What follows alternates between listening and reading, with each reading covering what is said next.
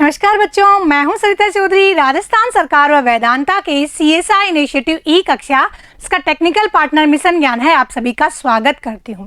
बच्चों, हम लोग डिस्कस कर रहे हैं 12th क्लास की पॉलिटिकल साइंस में सेक्शन बी की 4th यूनिट का सेकंड चैप्टर संयुक्त राष्ट्र संघ संगठन और विश्व शांति में उसका योगदान। इससे पहले की 3 वीडियोस में हम लोगों ने इस चैप्टर को कंप्लीट डिस्कस कर लिया है।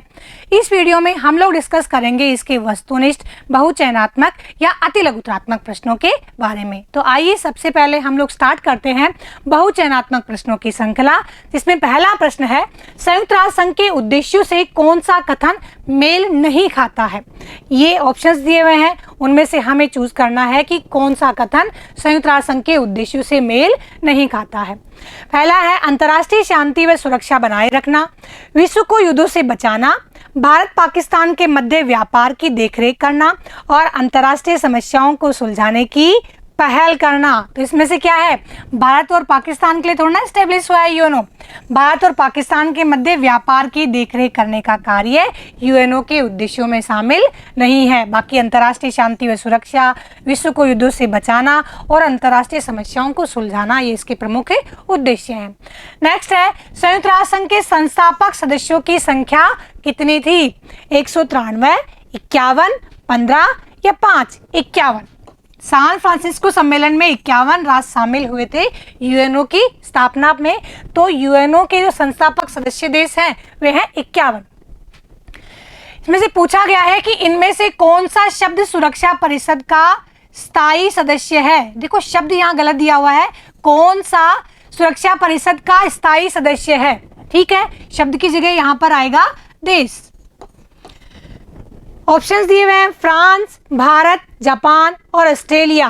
तो इस सुरक्षा परिषद के स्थायी सदस्यों में कौन सा शामिल है, फ्रांस शामिल है। और फ्रांस के अलावा अमेरिका, ब्रिटेन, रूस और चाइना है। ठीक है, तो हमारा आंसर होगा ए।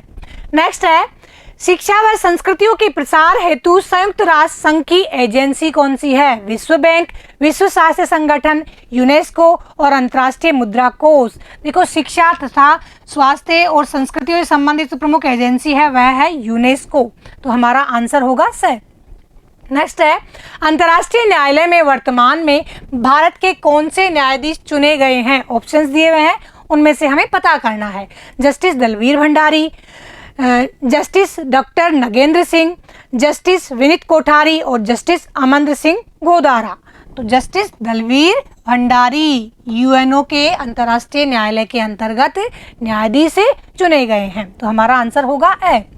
अब हम लोग डिस्कस करते हैं इसके अतिलघुत्रात्मक प्रश्न, जिसमें पहला प्रश्न है संयुक्त राष्ट्र संघ की स्थापना कब की गई। तो हम लोग कहेंगे 24 अक्टूबर 1945 को संयुक्त राष्ट्र संघ की स्थापना की गई। इसीलिए 24 अक्टूबर को संयुक्त राष्ट्र दिवस विश्व स्तर पर मनाया जाता है।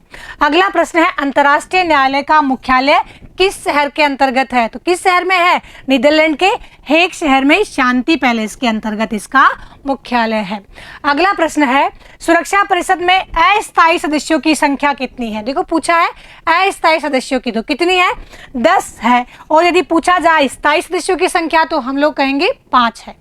ठीक है, अगला प्रश्न है संयुक्त राष्ट्र संघ सुरक्षा परिषद के स्थायी सदस्यों की विशेष शक्ति का क्या नाम है।